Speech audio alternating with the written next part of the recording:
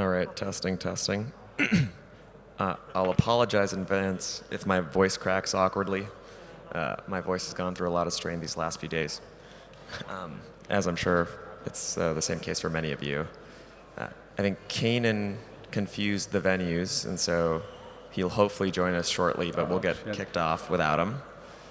I think I wanted to open this, before we get into the nitty-gritty of building the metaverse and the infrastructure it takes, let's just set the stage with a fun little trick question. You know, in 3 sentences or less, how would you define the metaverse? And I think that's for each of you. Well, can you hear me okay? So metaverse is the space you interact that is not your immediate surrounding, for me. So from the moment you wake up to the time you sleep, I interact with spaces that are not immediately physical to me, like Twitter, for example, or Slack, for example. You know, I live in a virtual world for the most part. That, in my definition, is the metaverse. And slowly but surely, we're moving the ratio between how much we spend in real life versus the virtual life is widening and towards the virtual life. So we are already in metaverse in some definition. I mean, I would agree with that. I think the metaverse we've all experienced over the last 2 years. All the time we've spent online, all the time many of us are in a room with people for the first time. We've been having all of our experiences through new profile pictures, new ways of expression in many different platforms and places, and that's only going to grow from here. But now we've all at least had a taste of it. That to me is still the metaverse. Yeah, for me it's a collection of ownerless, decentralized virtual spaces. Yes. Nice. Sebastian was the only one who kept it under 3 sentences. Congrats. That was tight. That was tight. Yeah, we may actually be in the metaverse right now. I'm expecting velociraptors to come flying through this glass and eat us all. So it's kind of looking like Jurassic World out there. Yeah. Yeah, the venue's great. I agree. All right, so let's get into it. So the one way I think about this is that there's infrastructure that needs to get built to enable the metaverse that's for builders, and then there's a set of infrastructure that needs to get built to make it accessible to users to experience it. And so let's start with the builders angle first. So, you know, I guess I'll open the question to Sebastian and Greg. What are the key pieces of infrastructure you guys think need to get built out for builders to create? So again, if you look at builders building metaverse, there are 2 pieces. So there's the actual building piece and making that piece what you built available to users, right? The hosting piece. From a hosting standpoint, we need different layers that you are used to today, which is discovery, processing, storage at a higher level. And discovery, I would classify as DNS and blockchain-based discovery systems. And processing would be compute, something like Akash network or LivePeer or different specialized compute networks. And then you have storage, which is Arweave and Skynet and Filecoin and different storage providers offering different features, right? So what we need that doesn't exist to build a metaverse is at a higher level. I think today the risk of metaverse increasingly becoming centralized or controlled by a single party exists, right? So the question we need to ask ourselves is, do we want the metaverse controlled by Facebook, which looks like they're charging full speed ahead, or do we want the metaverse to be controlled by ourselves, owned by ourselves, right? So if you look at the infrastructure where we have sovereignty over this new universe where we're going to spend most of our lives in, that is still very early stages. And I think we have different pieces that can function individually, and we're just starting to see some sort of a product market fit for these individual pieces.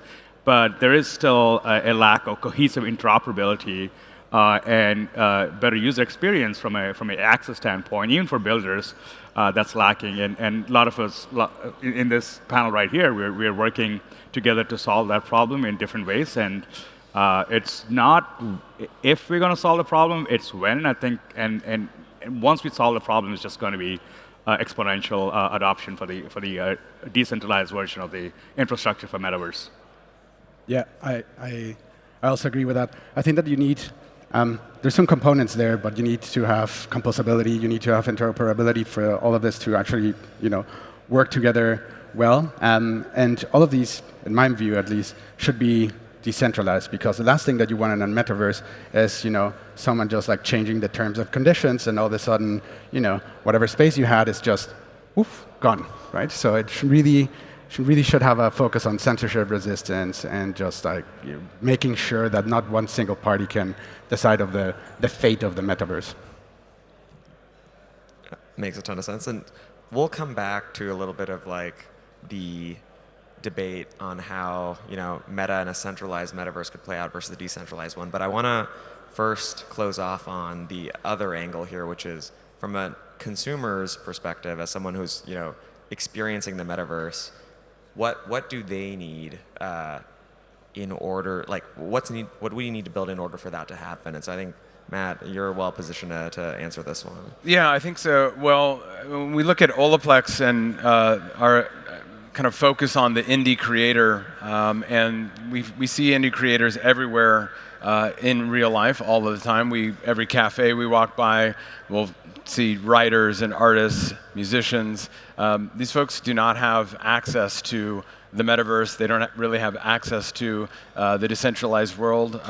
And so with Olaplex, what we're trying to look at is how do we create all of the tools that people need to bring humanity to the blockchain. All of the unique interactions that come from finding friends, building a community, being able to actually successfully bring a project to life.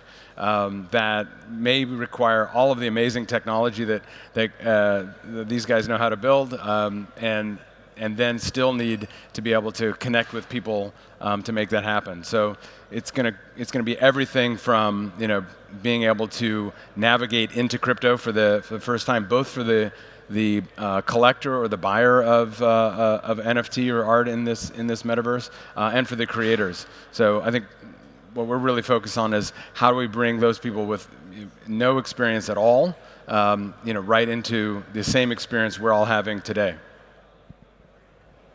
Makes a ton of sense. Okay, so when we think about now, let's go back to sort of centralized versus decentralized systems and infrastructure. I think there's a couple of key factors, it seems like, that are worth considering, and I'd love to get this panel's thoughts on where we are today with these key factors. And I think the three that come to mind for me are cost, scalability, and security. And so I'm curious, I guess maybe we can start with Greg. On the compute side, if we had to compare decentralized options for compute today versus centralized options today across those three criteria, where are we? And in the future, where do you think we are if that's substantially different from today? Great. So I think I would classify infrastructure as three separate pillars. You have cost, you have capabilities, and then you have I would say productivity, right? How quickly can you use a piece of infrastructure, right? So if you look at decentralized networks, especially for like Akash, from a cost standpoint, Akash costs anywhere 1/5 to 1/3 of what Amazon would cost, right?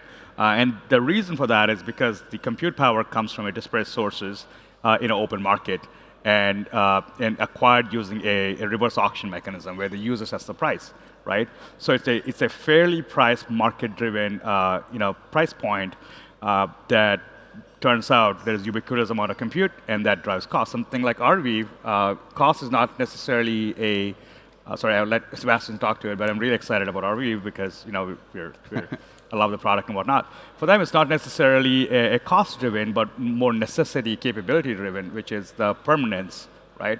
Which is very important. But there are other sort of like networks that are cost-driven, like Saya. Saya is very competitive when compared to S3.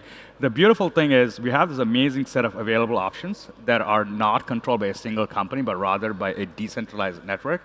And when it comes to productivity, I don't think we're quite there yet, right? So it's still a lot of the tools are still very hard to use. A big reason is just onboarding a user, right? So getting access to the tokens, and it's not that we can't settle tokens online. It's just the regulatory frameworks are arcane, designed in hundreds of years ago, or 100 years ago, that prevents us to even make our software available to users, right? But that said, being an open system, being a permissionless system, you have these amazing tools that are coming up around these ecosystems. Like Arweave has a great tool called Argo, I believe, right, or Rdrive, right? And Akash has tools like Akashlytics, and you have 4 or 5 different tools that onboard users in different ways. It's only time that'll be the decisive factor, and you'll slowly start seeing higher productivity. And people are already seeing higher productivity gains once you're in crypto, right? It's just that crossing over from the Web 2 to Web 3 is still challenging, right? So I think with cost we're kind of there. With capabilities we're getting there, and certain networks are very specialized in offering certain capabilities that are not possible in the centralized web today. And productivity, we're getting there, and we're getting there very, very fast. Got it. Okay, so I guess the one thing I'd want to dig into a little bit is how do you think about security, right? Because the concern with open systems is always that there's a wide attack vector space, and so just a little bit of how you think about that would be pretty valuable, I think. Well, so it depends on the protocol. The multiple levels of security. I would argue being an open system is a lot more secure than a closed system, because open systems are publicly audited. The source code is publicly audited, and most software you use today is open source, and at least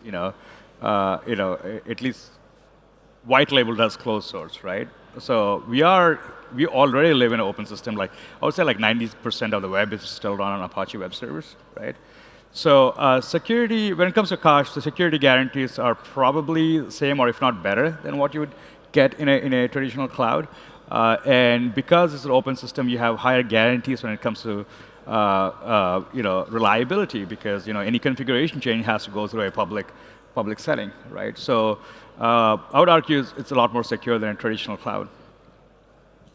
Awesome. Okay.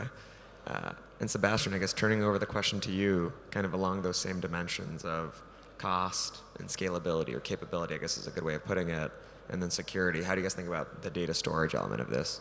Yeah, for sure. I think that the way that we see this, data storage is crucial if you're storing NFTs, or if you're storing your metaverse somewhere, because you want it to be available constantly. You want to make sure that it's not going to go down, that people's NFTs are not just simply going to disappear.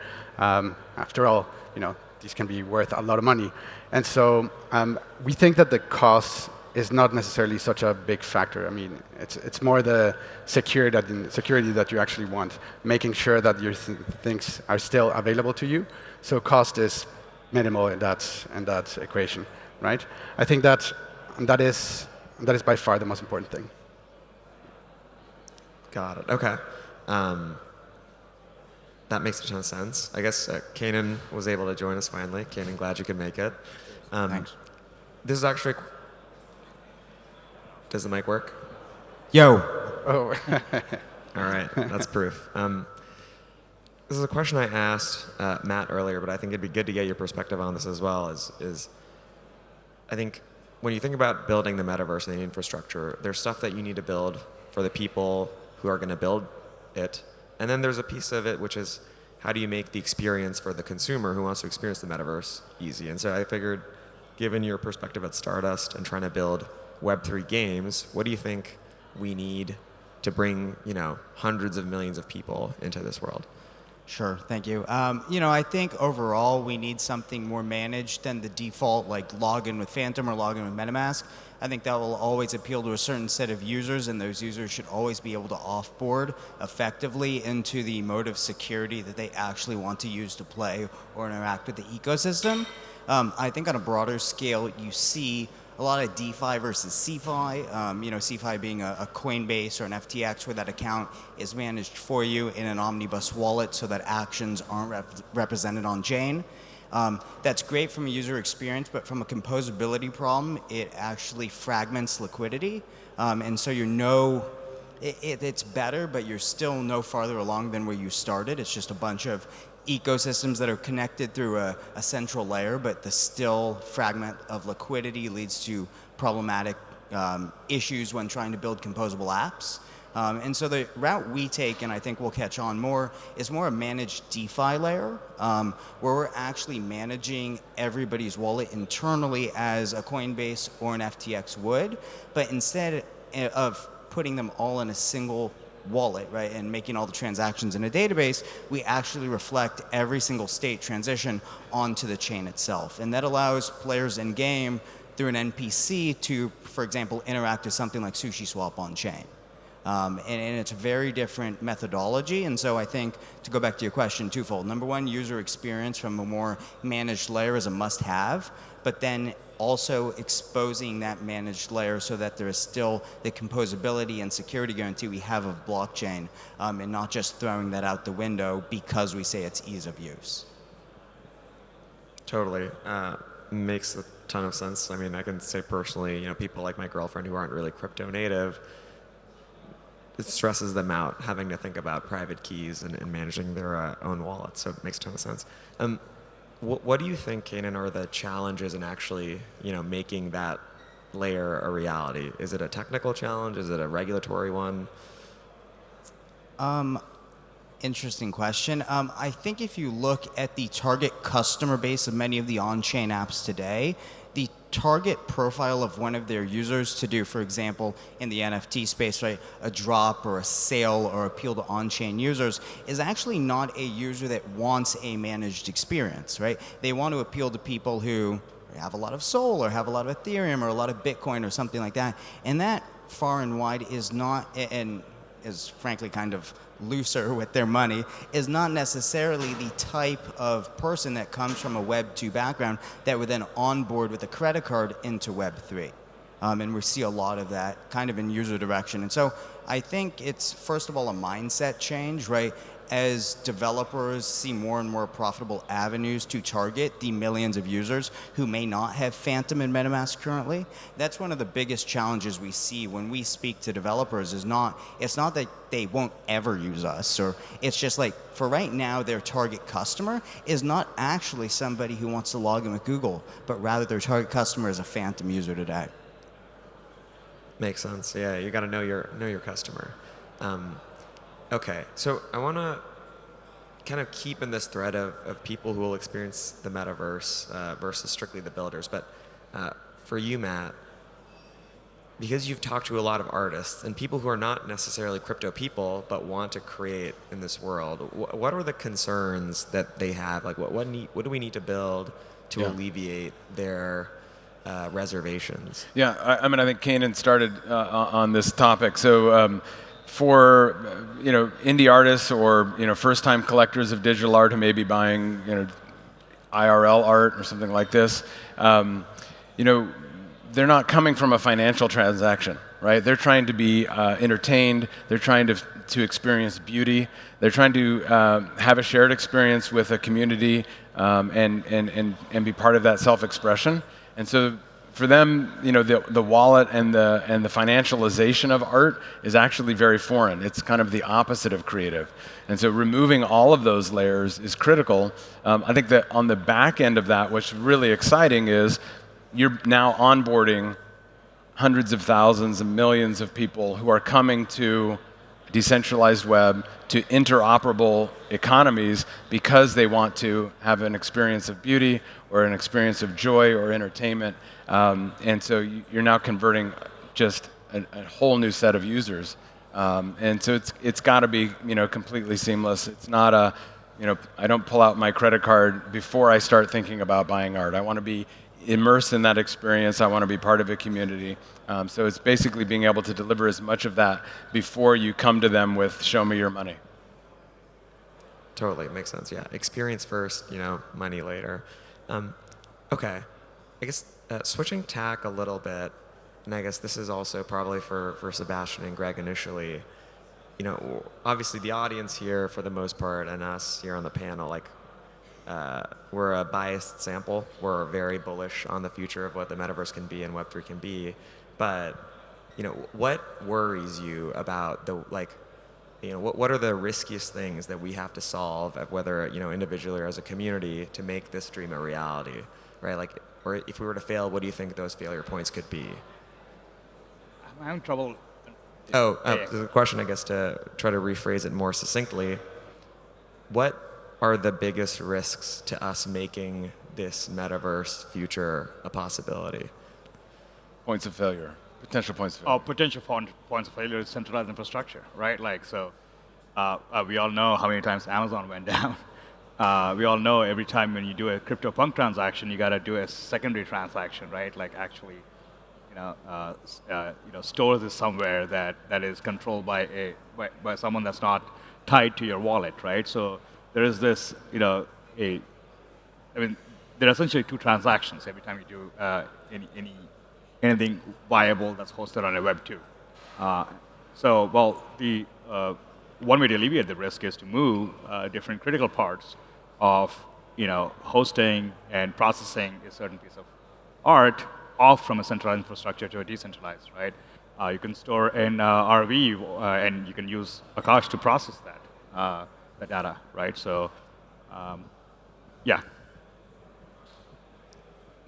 That makes sense. Actually, so the question I intended, and phrased perhaps poorly, maybe Sebastian, you can try to take a stab at this, is like, what are the biggest challenges that we need to resolve to make all of this technology ready for 1 billion people, or are we just there yet and they haven't realized?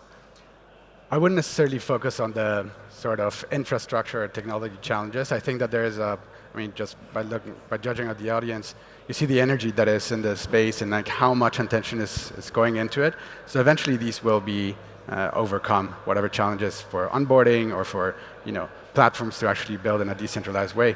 I think that one of the biggest risks that we're facing, quite frankly, is just the inertia towards centralized sort of like shortcuts to make this happen. And then eventually, once you launch something in a centralized way with a centralized user experience, probably it's going to be relatively difficult to switch out of it completely without sort of like harming the user experience to which your users are already accustomed. And so I think that is the thing that worries me, and that's the thing that we should probably all be focused on and working on, making sure that the infrastructure is robust enough and that we don't get trapped into the sort of like centralized shortcuts way of things. Totally, yeah. In some ways, you can write the code, but to change the behavior and overcome the inertia, it's sort of a different challenge. Okay, makes a ton of sense. All right, so before we wrap up, the thing we have to discuss is the elephant in the room, which is how do we think with the announcement of Meta and Facebook at least being the first to dive into what's likely to be a very centralized metaverse. What do you guys think the future looks like? Is it one in which the decentralized metaverse is a clear winner? Is it one in which they coexist in some way? Or is it one in which, or do we not know yet? Is it too early to say? And I guess, Kanan, if you want to take a first stab at that. Cheers. I think one of the problems with the metaverse, going back to the last question, and even this one, is the economic incentives are not aligned to make an open ecosystem. And if you look at the Web 2 space, just no company in its right mind, frankly, unless it's starting from scratch, would ever give up any of the hold it has over the ecosystem in order to open it up for other people to extract value from it. Every token or portion of ownership they give you as part of the system is a portion of ownership they don't have. Why would they do that? I mean, I think that's pretty straightforward. And so, we say WAGME or WAGU or whatever it is, right? But on the other side, it's really like the old school companies have never made money that way, and I don't think we can ever expect them to. And so from a Facebook, there are many more companies who will come out with very similar setups. It is kind of on us to show that, frankly, for the end developer of the game, it's more profitable in this model.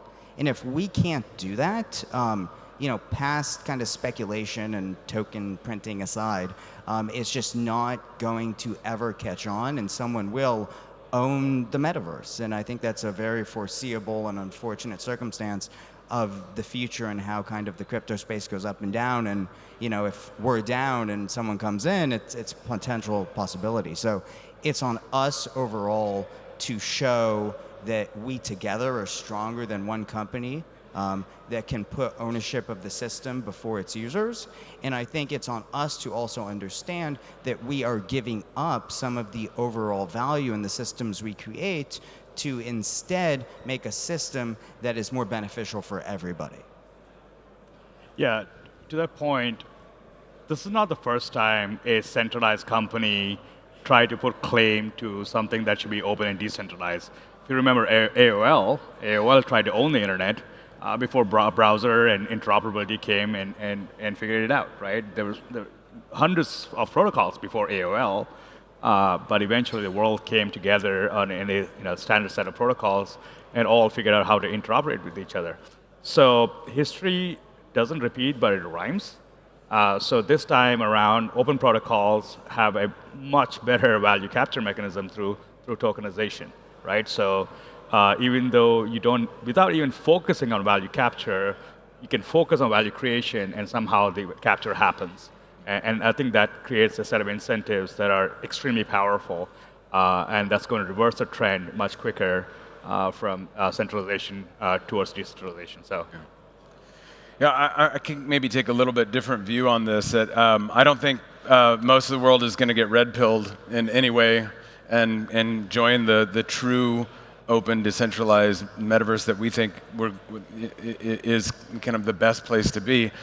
A lot of folks are going to be very happy having two apps inside of Meta or Facebook or whatever it's called, and being able to take their pig avatar and use it in their, Knights of the Round Table game that they're playing, and they'll think they're in the metaverse, right? So they will be blue-pilled for the rest of their lives. They'll be living in Meta's version of the metaverse, and they'll be quite happy with that. But the opportunity that's here to create interoperable economies and to use some of this new technology to spark a whole new wave of entrepreneurship, of ownership, of founders, whether they're creatives of making art or music or creating new software tools, and owning that and then sharing that with their community. That's undeniable. It's going to be larger than anything we've seen. I just don't think it completely displaces the vanilla experience of living on whatever Facebook wants to call itself next year or a year after. Yeah, I sort of agree. I think that that's going to be. It's Facebook after all. Yeah.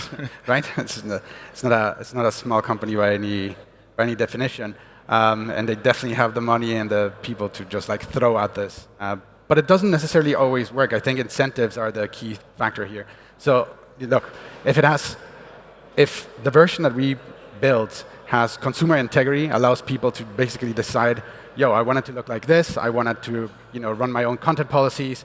I want to own that myself. And if you also allow people to monetize it in a fair way, distributing the proceeds to the content creators, and also, rewarding people for their attention, I think that is pretty powerful. So yeah, I think that they're going to coexist. But at least it's my hope that we're going to win.